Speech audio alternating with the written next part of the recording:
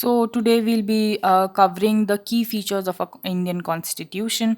So we haven't done this part, okay? Let us recap the reasons why the constitution plays an important role in democratic societies by recalling the constitutive rules that you've read about through these examples. So, the people of Nepal are waiting to write a new constitution after the success of people's movement in democracy because, it defines, lays down the ideals, that we one wants in their country and in a country that they want to live. Suresh, the class monitor, wrongly picks on Anil, his classmate. When we saw this example, we can clearly see the misuse of power. This is not a constitutive rule I'm now talking about, but I'm talking about what is going wrong in that particular case. Then the girls do not get to play basketball because the rules are a majority, because the boys are majority in class. What does it show? It shows that intra domination. That means within the same community, for example, within the same group, the certain people are given preference just because they are in a more number than the other group, or sorry, than the other subgroup of that entire group. Shabnam decides to revise the chapters instead of watching television. So here we're talking about the larger interest. Even her parents were there, and she decided something which is good for her, but that might not be good for others, in the family. And she decided for her entire family. So the larger you see, these are not so these examples, they're trying to portray something bigger, a similar, but on a easier way to make you people understand what the writers of these books, all through the social and political path series 1 2, and this is the final series of the social science book. um, so they're trying to tell something on a broader level, the same thing, by telling it in a simple example. This thing has to be applied on a larger scale in a country. So what are the key features of our constitution? By the beginning of the 20th century, the Indian national movement had been active in the struggle for independence from British rule for several decades. During the freedom struggle, the nationalists had devoted a great deal of time to imagining and planning what a free India would be like. Everybody imagines, like, what if when we'll go to picnic, this is going to happen, that is going to happen. We are going to do this, we're going to eat that.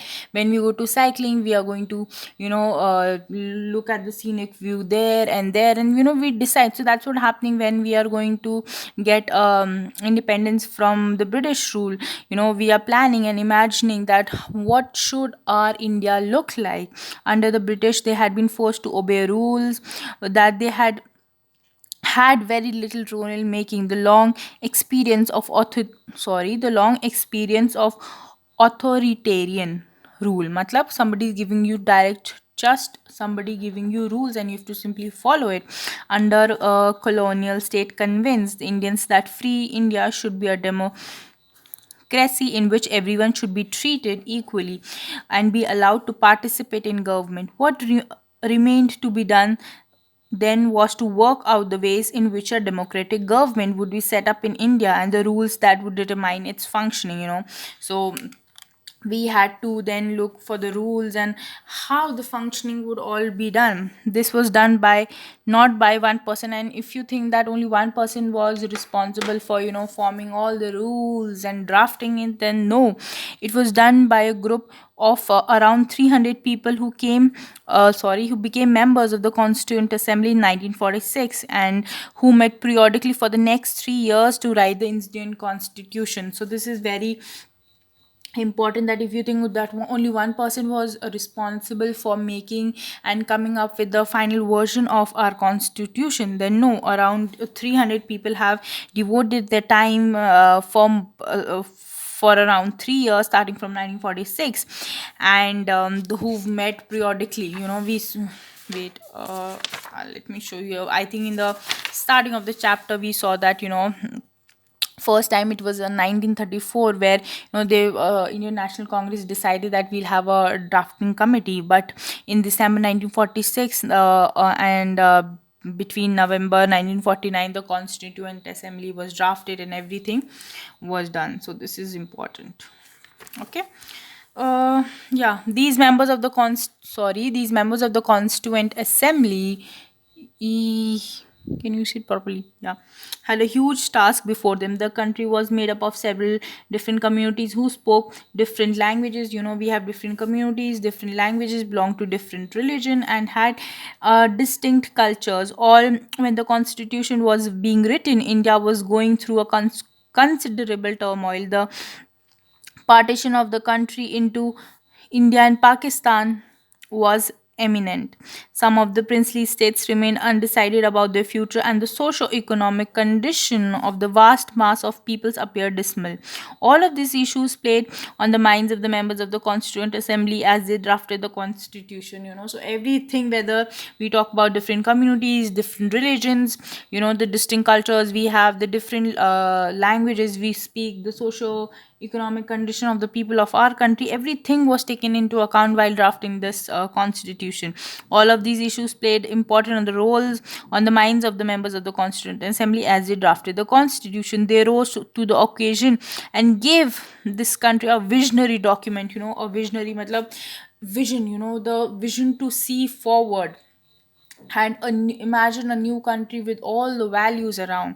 That's what they're talking about. That reflects uh, a respect for maintaining diversity. Of course, every time all the books we talk about diverse India, and we know what is the meaning of diversity, while preserving national unity, and also while we are giving the freedom to all the different cultures, religions in India. We also have, even if all these fingers of my hands are different, representing different cultures, everything, I have to keep them together in one fist, as a national unity. Same can be said. The final document also reflects the concern for eradicating poverty through socio-economic reforms, as well as emphasizing the crucial role the people can play in choosing their representatives. Baba Sahib, Dr. Ambedkar is known as the father of the Indian Constitution. So he's known as the father of our Indian Constitution. Dr. Ambedkar believed that his participation in the Constituent Assembly helped the scheduled caste, get some safeguards in the draft constitution. But he also stated that although the laws might exist, scheduled caste still had a reason to fear, because the administration of these laws were in the hands of caste Hindu officers. So he therefore urged scheduled caste to join the government as well as the civil service. Even if see, even there, if to be honest, even if like there are rules and regulations, which can, for example, there are there to even if there are rules and regulations to protect people from different things, still there are chances that people will the vulnerable section won't be protected, because finally it is some other person who's going to administration, see, somebody who's doing policy making and decides, this should be this, and this can, how this is the best way, how can it be brought out. But he's not a person who's executing it, right? If I want to make my house, okay, I tell them I want this here, I want the cupboards like this, I want the floor matting like this and everything. But finally the person who's making it, the architecture, would be there, and he's going to do it on my behalf, and it is not me. So finally, there might be chances that how it is executed and everything. This is just a smaller example that I'm trying to give you through, but here when we're talking about rules and regulation, it is on a much larger scale, because we've studied about all people having stereotypes about a different other people communities. So that is all how it is going to be impact when one has to take administer or execute some things. Listed below are the key features of the Indian Constitution. While reading these, keep in mind the above mentioned concerns of diversity, unity, socio-economic reform, and representation. You know that the authors of this document were grappling with. Try and understand the ways in which they try to balance these concerns with their commitment to transforming independent India into a strong democratic society. And that is how, today, this these all things, whether it was about keeping the different cultures, everything into mind while drafting the community constitution. It was all seen to develop and have a transformed India into strong democratic society. So what are the key features? First is federalism. We're going to study that. Then we have parliamentary form of government, then separation of power, and fundamental rights, and secularism. Okay, we're going to do that. So, federalism, this refers to the existence of more than one level, more than one level of government in the country. In India, we have the government at the state level, at the center level. So, in India, we have governments, we've studied how urban administration and rural administration, station and administration, and we did talk about at the state level, where we discussed the member of legislative assemblies. We've discussed that in our previous books. And at the center level, who at a broader, who represents India. And Panchayati Raj is the third tier of government, and you've read about this in your class 6 book. So we've also read, we did that panchayat where the we did the story of farmer, and we did study about station has SHO in a police station, and health facilities, and we did that. I hope you remember that. You can always go through the book and revise. And you read about this in your class 6 book. We looked at the functioning of the state governments in class 7 book, and this year we'll read more about the central government. So we've already covered the Panchayati Raj system. We've done at the state system, where we saw the issue of health also. And so today matlab in this chapter the focus will be more on the central government. Okay. The vast number of communities in India meant that a system of government needed to be devised that did not involve only persons sitting in the capital city of New Delhi, but also and making decisions for everyone. One Instead, it was important to have another level of government in the states, so that decisions could be made for that particular area. While each state enjoys an autonomy in exercising powers on certain issues subject of national concern, require that all of these states follow the laws of the central government. The autonomy is there. The state government can make yeah, the this thing, rules and regulations, but still there is this thing, the state have to follow the rules made by the central government. Okay, the constitution contains list in that detail the issues that each tier of government can make laws on. In addition, the constitution also specifies where each tier of government can get money from for the work that it does. Under federalism, the states are not merely agents of the federal government, but draw their authority from the constitution as well. All persons in India are governed by laws and policies made by each of these levels of government. So, all the persons are governed by the laws and policies made by each of these levels of the government. Okay, so the next part is second form key feature is parliamentary form of government.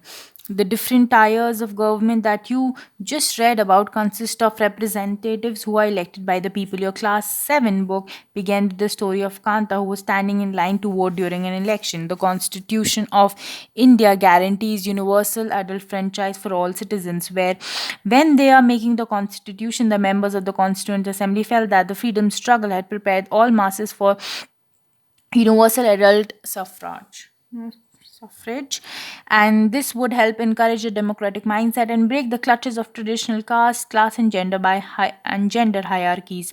This means that people of India have a direct role in electing their representatives. Also, every citizen of the country, irrespective of his or her social background, can also contest in elections. These representatives are accountable to the people.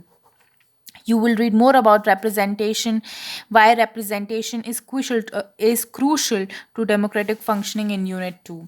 So when the Constituent Assembly adopted the principle of universal adult franchise, Shri A.K. Iyer, a member, remarked that this was done with an abundant abundant बहुत सारा faith in the common man and the ultimate success of democratic rule, and in the full belief that the introduction of democratic government on the basis of adult suffrage will bring enlightenment and promote the well-being, the standard of life, and the comfort and the decent living of common man.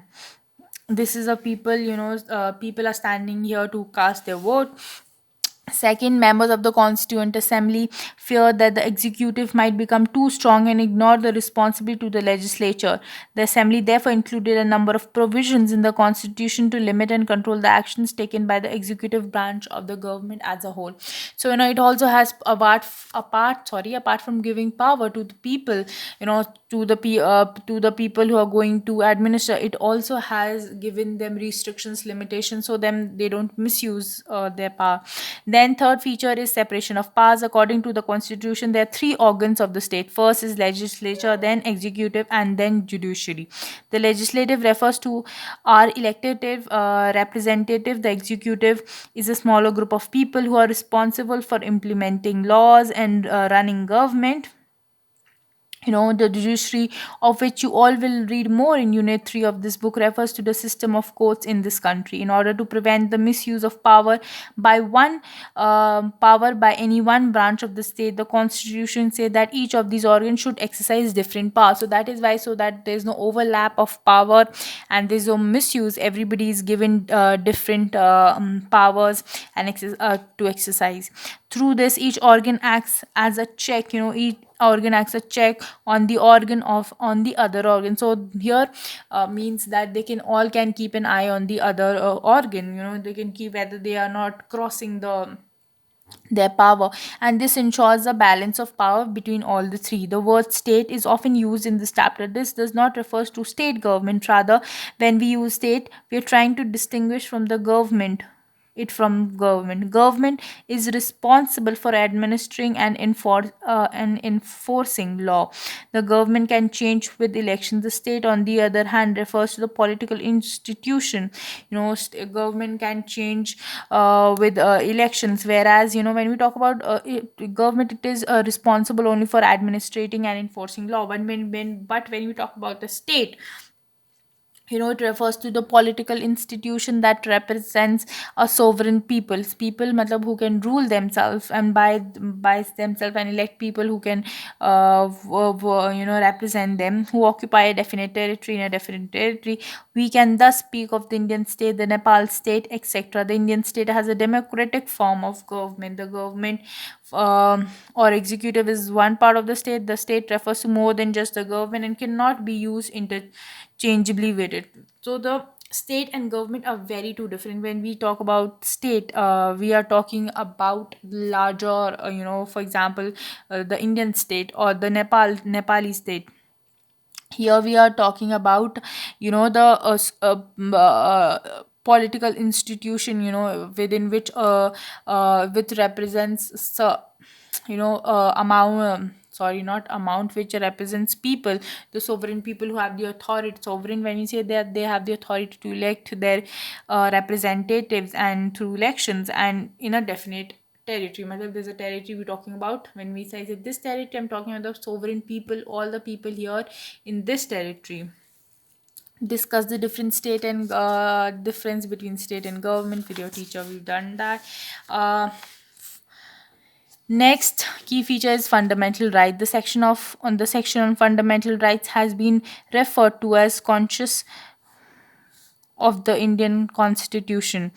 Um, Conscience is, I'll tell you more about that. Colonial rule had created a certain suspicion of the state in the minds of the nationalists, and they wanted to ensure that a set of written rights would guard against the misuse of state power in Indian independent state. Fundamental rights therefore protect citizens against the arbitrary and absolute exercise of power by the state. Arbitrary matlab very vague. It's just by your choice, judgment. Thus, the Constitution guarantees the right of individuals against the state as well as against individuals. So, there are many times it can happen that the state, misuses their power. So, that is why it is important that the citizens have certain rights. Moreover, the various minority communities also express the need for the Constitution to include rights that would protect their group. The Constitution, therefore, guarantees the right of minority against the majority, guarantees the right. Dr. B.R. Ambedkar has said that about these fundamental rights, their object is twofold. First objective is that every citizen must be in a position to claim those rights. You should be able to claim those rights. And secondly, these rights must be binding upon every authority that has got the power to make laws. It is applicable, uh, applicable to everyone. Nobody is free from this thing. And matlab binding matlab it is they are obliged to it, matlab. Okay. And everything that and the other important thing is that they can claim. If I am just, it is not only about making rules, but if you're making rules for something, for protecting certain vulnerable section, for example children or women in general, then they should even be able to claim those rights. What if they're not able to claim and they're just rights, then they're just a document which is of no worth, just paper. So the people for whom those particular protection rights are made, they should be able to use it. In addition to the fundamental rights, the Constitution also has a section called Directive Principle of State Policy. This section was designed by the members of the Constituent Assembly to ensure greater social and economic reforms and to serve a guide to the independent Indian state to institute laws and policies that help reduce the poverty of the masses. So, other than the fundamental rights, we also have directive principles of state policy, which ensures greater social and economic reforms. Okay. And it is basically a guide, kind of guidebook for the independent art state, and that how should laws and policies should be made so that poverty is reduced. Okay. So we have to do this thing. uh, the constitutional rights in Indian the constitution includes. So we've discussed that yes, there are rights to protect us because sometimes there can be misuse of power by the state. So how can we protect ourselves? So now we're going to talk about the fundamental rights, in a more detail. We have right to equality first, where all persons are equal before the law. This means that all persons shall be equally treated by the laws of the country. It also states that no citizen can be discriminated against any on the basis of their religion, caste, and sex. Every person has access to all public places, including playground, hotels, shops, etc. The state government cannot discriminate against anyone in matters of employment, but there are exceptions to this. You'll read later about that in this book. The practice of untouchability has also been abolished. Second, we have the right to freedom of speech and expression, right to form association, move freely, reside in any part of the country, and right to practice any profession. Then we have right against exploitation, which prohibits human trafficking, forced labor, child working under the age of 14 years of age. Then we have right of freedom of religion. You're allowed to follow any religion, practice and profess and even propagate, matlab spread the religion of your choice, whichever you want. Cultural and educational rights. The constitution states that all minorities, religious or linguistics, can set up their own educational institutes in order to preserve and develop their own culture. We have, you might have heard about madrasas, and there are many others also. Right to constitutional remedies. This allows citizens to move the court if they believe that any of the fundamental rights have been violated. So if you feel that any of the above mentioned rights are being violated, you can of course approach the court. Uh, Here is an exercise. Which fundamental right will be following situations? Will the following situations violate? If a 13-year-old child is working in a factory manufacturing carpets, then it is rights against exploitation. If a politician once it decides to not allow laborers from other states to work in his state, then it is right to freedom, right to freedom to move freely and reside in any part of the country, practice any profession here. If a group of people are not given permission to open a Telugu medium school in Kerala, then it is cultural and education,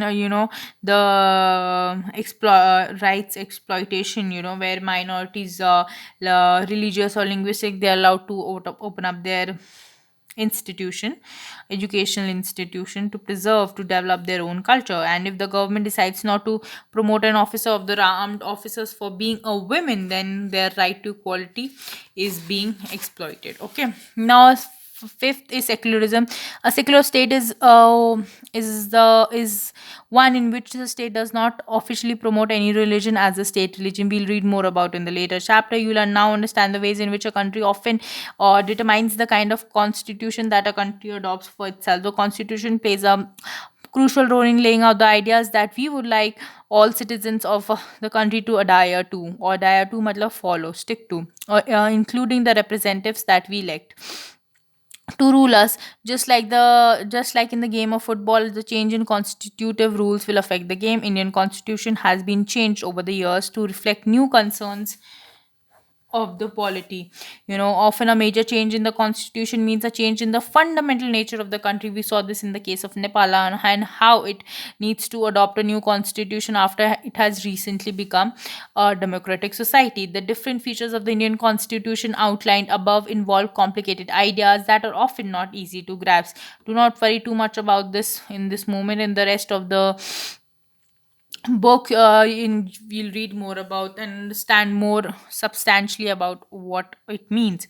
The constitution also mentions fundamental duties, and we'll discuss the fundamentals later in the chapter. The above photo shows various members or signing a copy of the constitution as its final session. The first photo from top here, Prime Minister Pandit Jawaharlal Nehru is signing. The second photo is Dr. Rajendra Prasad, um, the Rajendra, who was the president of the Constituent Assembly. The last shows the following persons, right from Sri Jai Ram Das Daulat Ram, Minister for Food and Agriculture, Rajkumari Amrit Kaur, Health Minister, John Mathai, Finance Minister Sardar Vallabhbhai Patel, who was the Deputy Prime Minister. Behind him, Jagjeevan Ram, who was the Labour Minister.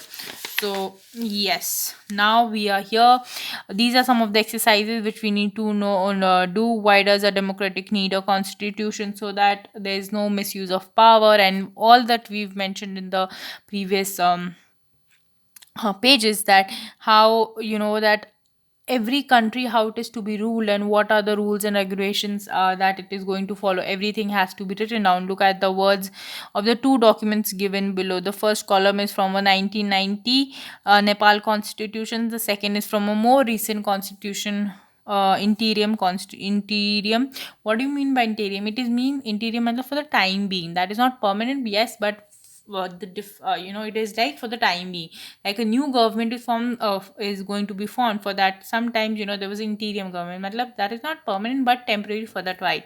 So 1990, Article 35, executive power. The executive power of the Kingdom of Nepal shall be vested in His Majesty and the Council of Ministers. So here clearly it's saying it is going to be vested in His Majesty, matlab King and Queen.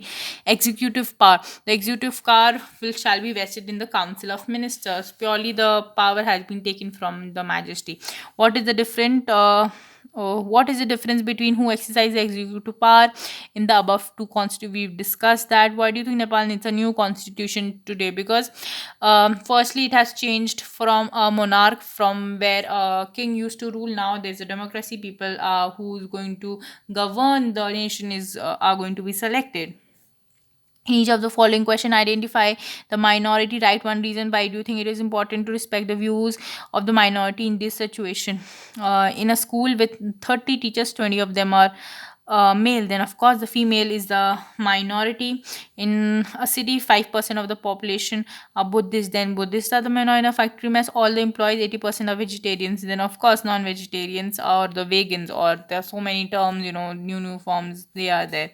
In a class of 50, 40 belong to more well-off families than the well-off families than the 10 poor students who are there. Okay, so this is a column on left, list some key features of the Indian constitution, and write two sentences in your words. What do you think about this feature? So we've already discussed the federation, where different for administrations, there are different tiers for it: state, panchayati, and at the central level, separation of power, judiciary, executive, and legislature, fundamental rights protection, from abuse or exploitation, and parliamentary form of government, whether we have monarch or this democratic country. So here it is, color in red. Color India in red, you can color everything. Color Nepal, so this is Nepal, and Bangladesh is here. So this is a glossary. Glossary is matlab the terms which are used. Arbitrary is when nothing is fixed and instead it is left to one's judgment of choice. This can be used to refer to rules that are not fixed and decisions that have no basis. Ideal, a goal or a principle, it is the nearest, we say that I want to be that person, and if I'm not exactly that person, I would like to be nearby that person. Indian national movement, the Indian national movement emerged in the 19th century and saw thousands of men and women coming together to fight the British. This culminated into, finally we got the, after the fight and everything against the British, we got our independence in the year 1947. We learn more about polity is a society that is, a society which has organized political structure. Example, we have a democratic, some have monarch, and some have authoritarian, and so on. Sovereign, this it refers to the independent people.